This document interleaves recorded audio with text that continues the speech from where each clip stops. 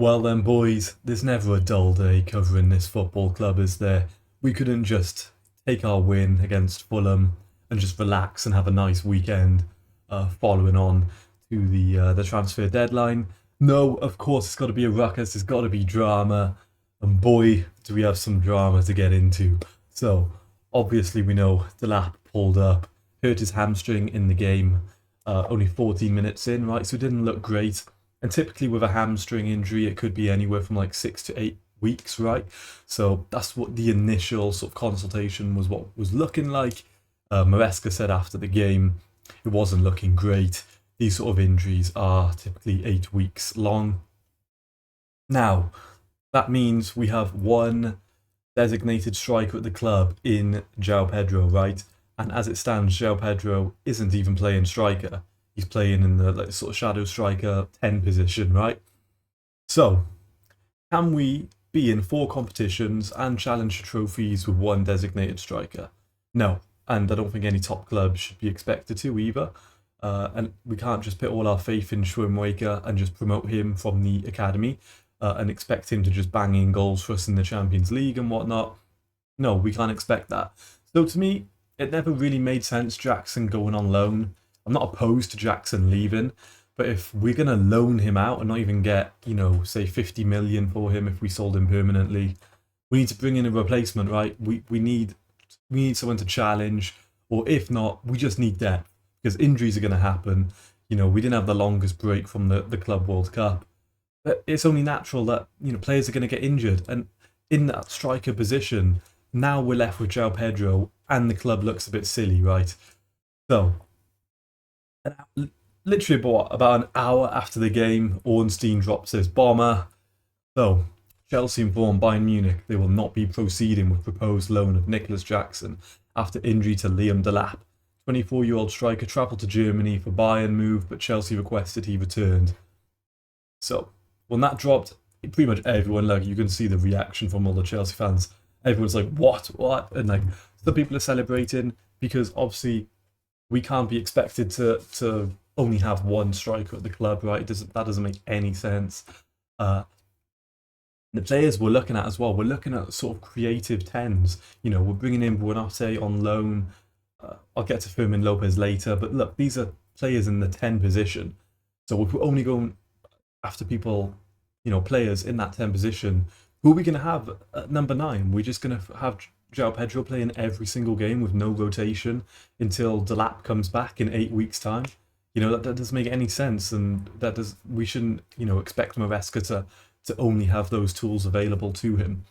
So bless Jackson here, right? He's unaware of the news. Like, he landed in Munich. He's all smiling, thinking he's going to sign for Bayern Munich. Little does he know, when he was on, the flight to Munich, that's when the Chelsea hierarchy decided they're going to cancel the loan. Now, they're well within their right to cancel the loan, right? He hadn't done his medical. There was no contract signed. So, legally, like, binding, nothing has been done there, right? So the Chelsea hierarchy, they're within their right. Nothing was confirmed. There was no handshake. No, little docu signs done on the on his contract, right? So nothing like that was done or sorted. The only problem is, Chelsea didn't necessarily freeze him out of the club. Jackson didn't want to accept being second, first choice striker, right? So he took it upon himself to look for another team.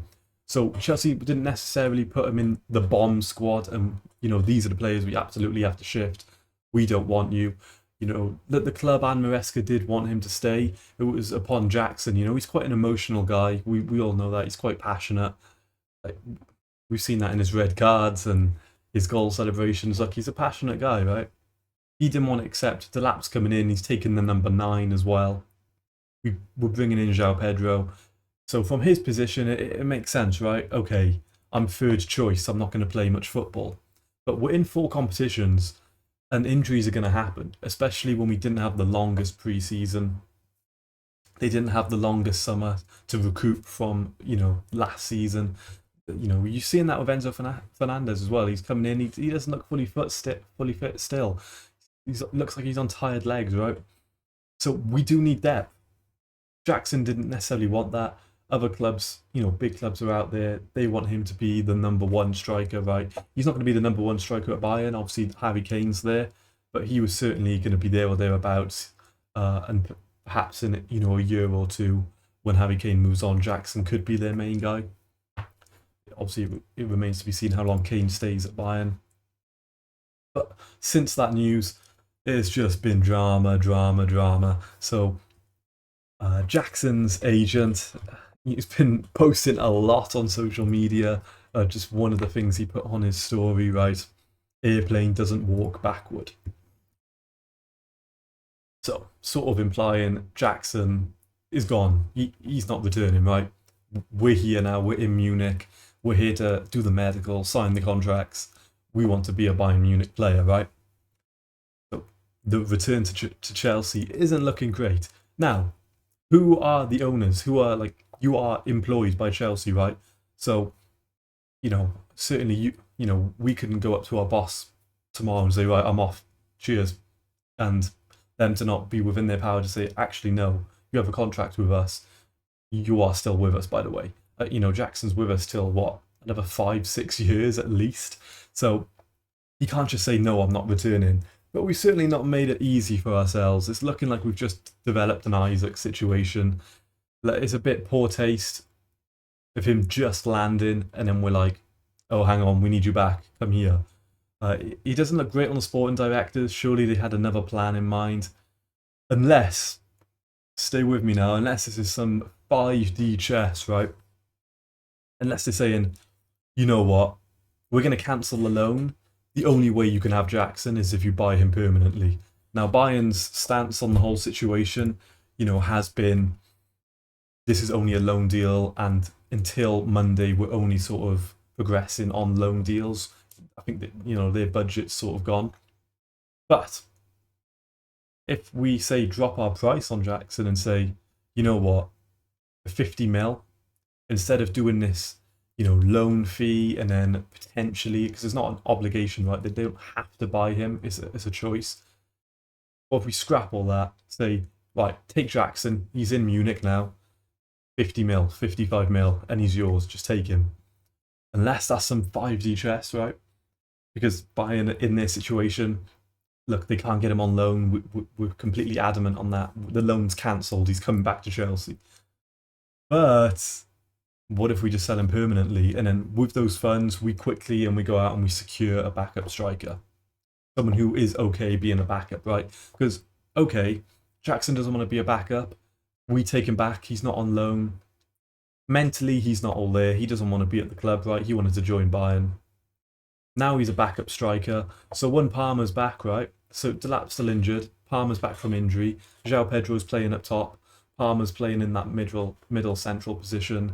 Estevao on the right, Neto on the left, or Garnacho on the left, whatever formation we've got. Jackson still isn't in the team. He's still a bench option. So is he going to be happy? Are we just going to have an unhappy player at the team who doesn't even really want to be there or try? We may very well have that on our hands, which isn't a great situation to be in at all. So it's a complete mess. Tomorrow is going to be insane. I have no idea which way this is going to go. Are we going to try and force a sale? Are we being really firm and no, you're coming back to Chelsea, this is it, foot in the ground, you're coming back to Chelsea. We, contractually obligated, you are our player. So I don't know which way it's going to go. It's a complete mess. The drama. Who knows? We never get a dull day at Chelsea. And especially in the transfer market, we've only got Sunday and then up until 7 p.m. on Monday. I'm expecting big things to happen. It looks like we're going to sign at least one more player. So obviously we know we're getting Bonate on loan. Looks like we're going to try and at least get creative 10. Otherwise, why would we bid for Fermin Lopez, right? So I'll get onto that now. So that news is there. I'll just cover what has been said here, right? So Nicholas Jackson has to come back to Chelsea. Nothing was signed with Bayern Munich. He was given permission to travel and have a medical, and that permission has been revoked. Chelsea have a good working relationship with Bayern. It may have been different if this was a permanent deal, but Bayern insisted on a loan. This is a unique and awkward situation, but the expectation is that everyone is going to act professionally. If this was a permanent deal, Chelsea would be able to use the fee received to buy another forward, but it is not. And in any case, there are very few strikers available in the market at the moment. Obviously, we've only got 2 days until it closes, right? So it's very tough to get anything done. Bayern could try to change the deal to a permanent move, but time is running out and potential replacements are scarce. Bayern have made it clear they're only in the market for loans. Jackson is disappointed. He was hoping to become the heir to Harry Kane, but is a Chelsea player and contracted. Yeah, there you go, 2033. And if you didn't know, it's 2025. So we still have him for another 8 years. So we can't exactly run his contract out, right? He's going to retire by then. So who knows what's going to happen? No one can predict what's going to tomorrow's going to entail. I'm sure there's going to be loads of drama. There's going to be lots of updates, and we just never get. We can never have just a chill weekend. We got our 3 points. Let's just relax.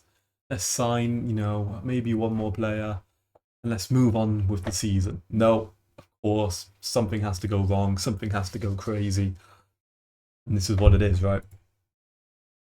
Nicholas Jackson insists on his position to play for Bayern and is staying in Munich tonight. If there's no solutions that can be found, Jackson will have to return to London. Fermin Lopez is still the same. Barcelona still don't have any request from the player to leave.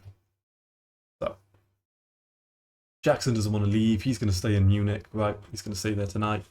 Let's see what happens tomorrow. It's not like he can force and do a medical or anything like that, because Chelsea have to sign off on their end, and it's clear they're not going to do that. So my prediction, I think they're going to try and force Bayern to buy him permanently. And we're going to use those extra funds to up our price on Fermin Lopez, potentially. And we're just going to try and see out these next 8 weeks until Delap is back. And they're going to play João Pedro as a striker, with Fermin Lopez, Bonotti playing, rotating in that central position. And then when Palmer comes back from his injury, either he plays false 9 or he goes back to that central position and we just throw João Pedro up top. So we're going to try and just get by with João Pedro playing striker until Delap gets back. Unless tomorrow a big name or someone gets dropped, right? And we just go out and get a striker. But, looking on the market, I'm not too sure who we can get. And it would have to be someone who's okay with being a backup. So, unless any of you boys know in the comments of who we could go out and get, I'm not too sure, to be honest. I haven't really looked into it because I didn't think we needed a striker. And obviously we got this with the Jackson news, so it was all popping off, right? I thought I could just relax, go to the gym, get an arm workout in. No, I couldn't do that. So Chelsea sent official written proposal for Barcelona for Fermin Lopez. We knew we've been interested for a while, right? Initial proposal worth 40 million and has been submitted this afternoon. Now I was hearing crazy numbers of like 80 million for Fermin Lopez, but if we can sort of guarantee him some sort of position, we could, persuade him to join that way. But otherwise, I don't see us paying 80 million unless we can somehow get Bayern to, buy Jackson permanently. We up the funds and let's say we meet in the middle, right? Let's shake on it, 60, 65 million for Fermin Lopez. And then we just try and get through this period of Delap being injured for 8 weeks or whatever. But I don't see Fermin Lopez as playing like a false 9 or anything like that. But it looks like we're interested, and I don't see why we would bid if we don't want to bid and go again. It doesn't really make sense. We're just going to sort of dip our toes in the water, say, oh, hello, Barcelona. Yeah, we kind of want Fermin Lopez, but, we don't need to up our price, right? And then Barcelona said, get stuffed. That's not enough money. And we just go, okay, yeah, no problem. It just doesn't really make sense, right? So I feel like we're going to come in again tomorrow. We're going to up our price. Why would we bid 2 days before the deadline, right? We're certainly we've got something there that perhaps people aren't quite reporting on. I think Fermin Lopez is drawn a bit to the idea of playing for Chelsea. We're just going to have to cough up more money. Barcelona aren't going to accept 40 million, especially because he has a role in that team.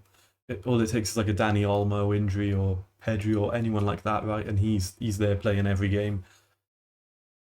But I like Fermin Lopez. He's a good player. I'd like to see him at Chelsea, to be honest. So if we do pursue this player and we increase our bid, I'm actually quite happy with this. We just need to see what's going to happen with Jackson, and honestly, I can't tell you. I don't have any prediction. Uh, Normally, I'm quite good at sort of predicting what might happen, but I honestly have no idea. And then we've just got this here, right? So the last bit of news before I can go to bed. It's understood that Barca's starting position on Fermin Lopez is 78 million. Okay, everyone can have a starting position, right? But this is what negotiating's for. The feeling is in Spain that Chelsea will have to meet them somewhere in the middle, but it's expected to take more than 52 million for the deal to go ahead. I'd see Chelsea meeting those demands, especially because we were interested in Xavi Simons, but we didn't pursue it. We were certainly, it was going to take that much to get Xavi Simons, right? So for me, I feel like they are going to bid that much. It's just whether they can get the green light from the player himself, and if he does want to leave Barcelona and join Chelsea, that's the only thing, right? So I guess we'll have to see tomorrow. But that's the crazy news. Jackson is hell in a cell. Maybe we're just gonna have to fight it out, right? It's a shame Bayern Munich and Chelsea we weren't playing tomorrow, and whoever wins that game, you know what, you're gonna have Jackson. No, we're gonna have to wait 2 weeks. So who knows what's gonna happen? Deadline day is Monday. Tomorrow's gonna be crazy. I don't know what's gonna happen. Don't know what's gonna happen with Jackson, Fermin Lopez. Is there a secret player who's just gonna be plucked out of the air on a here we go? Who knows? It's Chelsea at the end of the day. That's why we follow this club, because it's non-stop drama. So that's it for now.